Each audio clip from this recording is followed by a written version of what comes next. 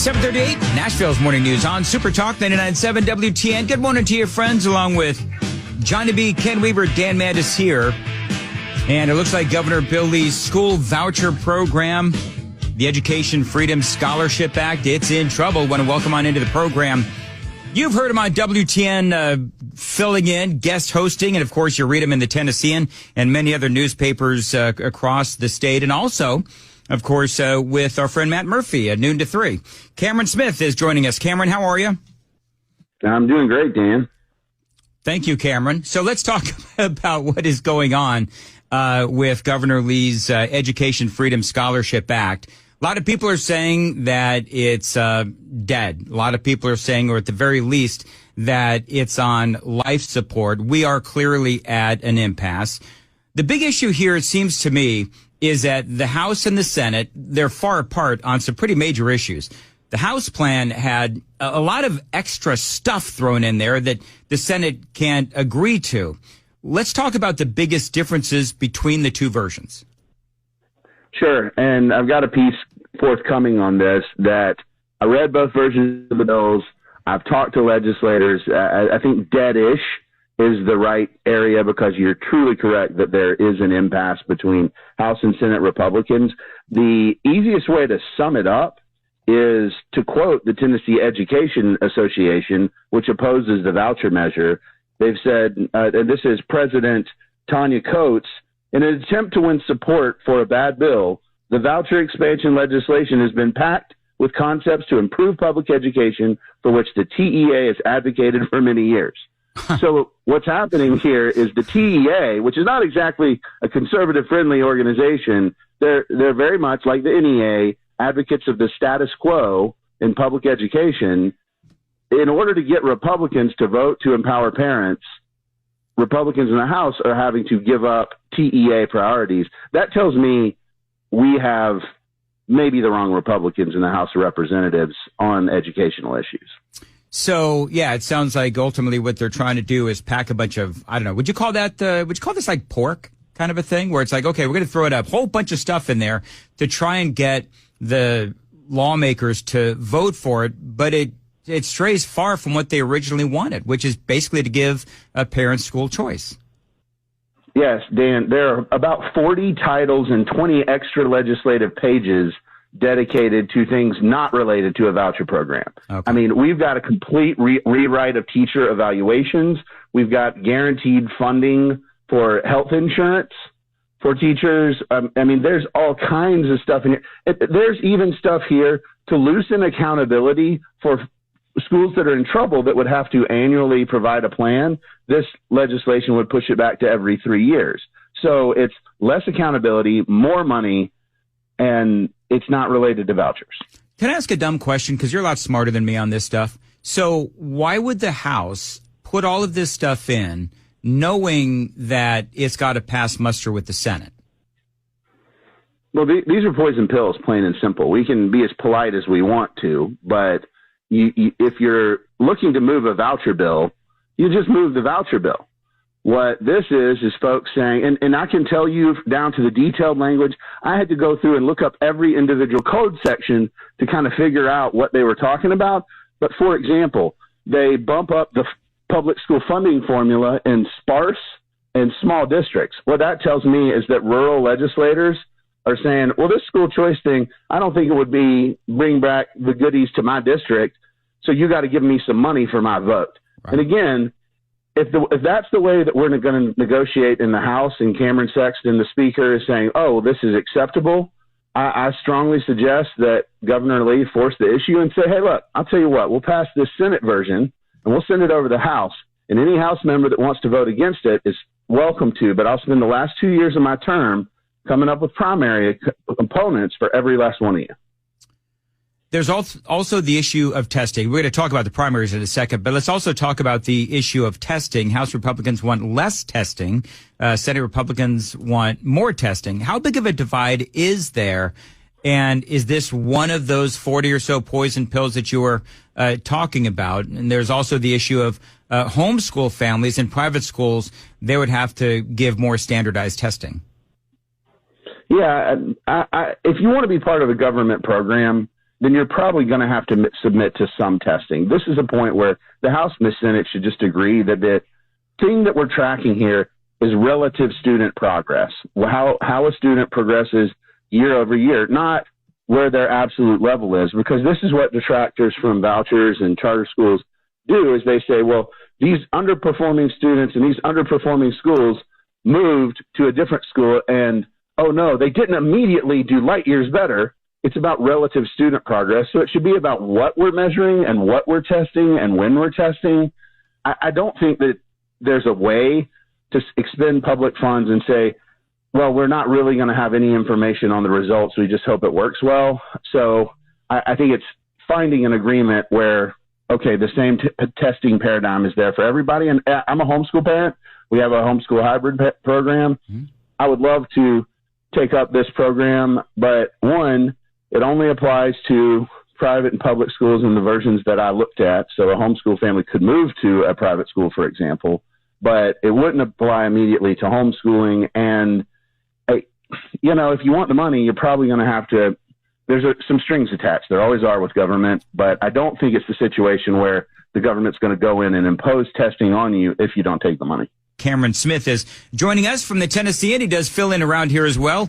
Generally speaking, a good guy. Cameron, always appreciate having you on WTN. Can we talk about the funding for Governor Lee's Education Freedom Scholarship Act? So $144 million.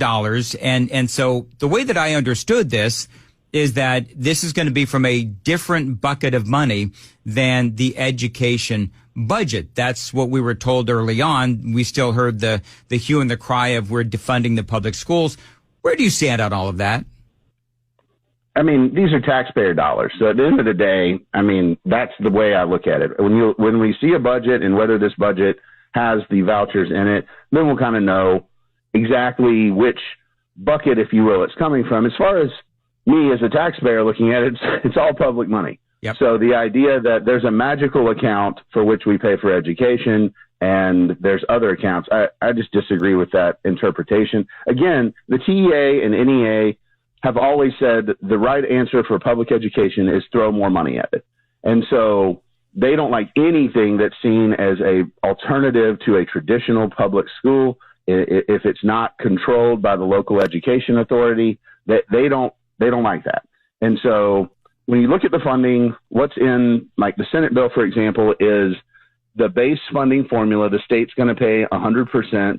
And then, for example, if a student transfers from public school to a different public school that they're not zoned for, it's a smaller amount, but it's based on either what that school charges for the move or what that student, would get where they are. And so is this going to radically shift public education?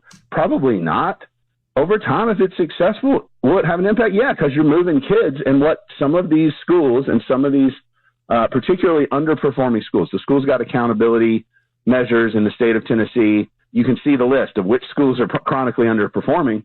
What these schools know is that if you take students out of those schools, if the parents and families who can leave do leave, that makes it even harder because you have less interested parents on the schools that are there. And so the state needs to be thinking about that and saying, if this is wildly successful, well, how are we going to address the chronic underperformance of schools where we still have kids and we've given other people options to get out of it? I think those are fair questions to ask, but it's not a reason to give parents fewer options.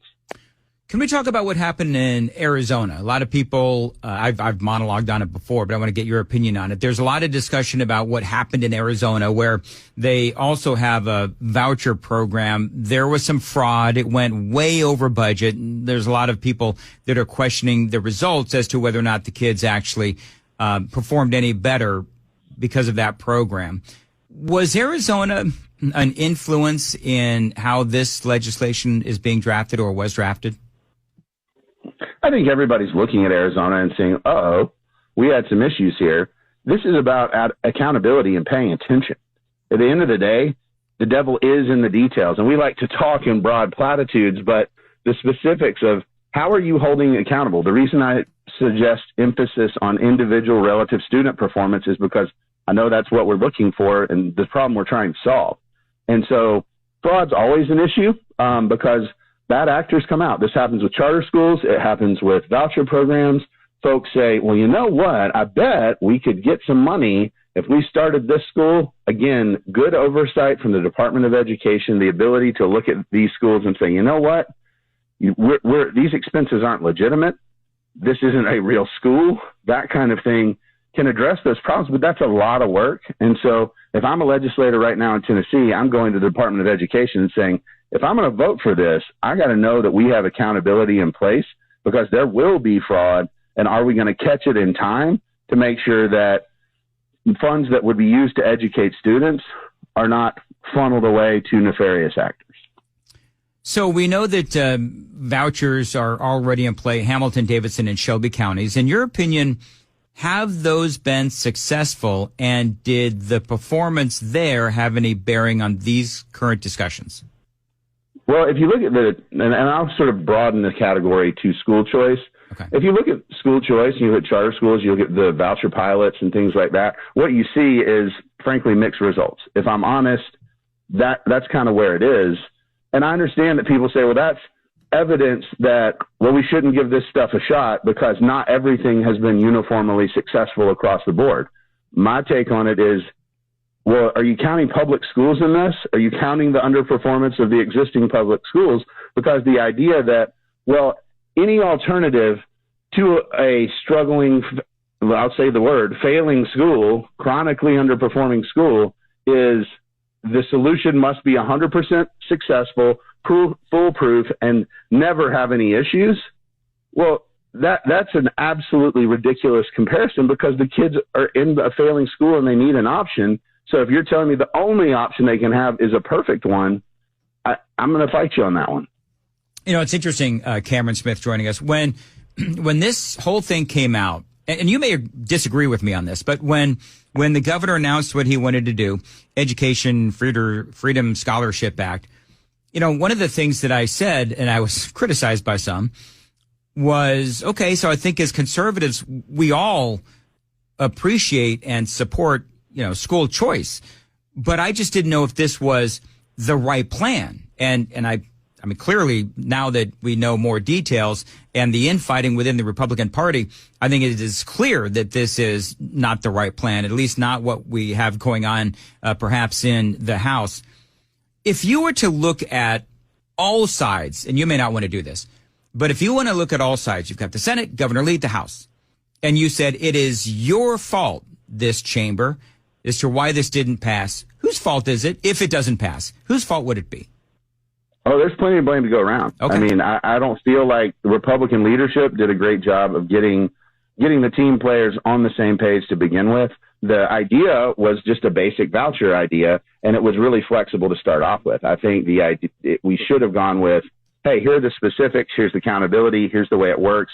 Let's run it through and vote, and then let the political process work. In fact, my piece, I hate to let the conclusion out of the bag, but we should play hardball here. That put it out, let's see where the votes are, and then when folks disagree, you can primary them, you can go after them, and then we see, okay, where are we and who's really dedicated to this? I know people don't like that. People are very polite in Tennessee politics, but that's how this should work. The Senate, if they can get their bill out, should pass it, send it over to the House and say, hey guys, why don't y'all vote on this? And if it fails, it fails. But the reality is Governor Lee, after these upcoming elections, is effectively going to be a lame duck. This is probably one of his last signature priorities. And I think getting something enacted or at least seeing how it fails gives you either the option to go play politics and fight it out there, or see if you can get the clean voucher bill passed. Let me ask you, Cameron, wrapping this up, there's pressure from outside groups that are trying to get this passed. It doesn't at least look to me like it is going to, at least this session. Talking about State Rep Todd Warner, he is being attacked in his district for voting against keeping a promise to his small rural county constituents. And he said to them, I will not effectively, and I'm going to air quote here, defund the schools in our district, the public schools in our district. We don't have private schools to go to. And a lot of Republicans in small districts, that's what they were dealing with, is they just didn't have the additional private schools to send the kids to. And so now we have a situation where you have people like Todd Warner and others, I assume, who didn't want to vote for this because of this promise they made to their constituents. Now they're going to be primaried, and you're going to have some of these outside groups throwing in a whole bunch of money, so on and so forth. How big of a deal is this going to be in the next election? Oh, it's going to be a big deal. I mean, I think that's where, if I were Governor Lee, that's what I'd go to, is I will personally help find primary opponents. I understand the argument of I don't have public schools around me, but what that, or other private options around me. But that's the same argument the Democrats make, that if we can't solve this for every student in the state of Tennessee, we shouldn't give any students and families more options. It's holding the idea hostage because, well, if we can't fix it, public education for everybody, then we can't fix it for anybody. That's a loser's mindset. And frankly, I would be right there helping find some primary opponents for those guys. All right, Cameron, when is your piece going to be out in the Tennessean? Well, I've got a couple things to finalize, but I'm going to drop it and file it this morning, so it should be out quickly.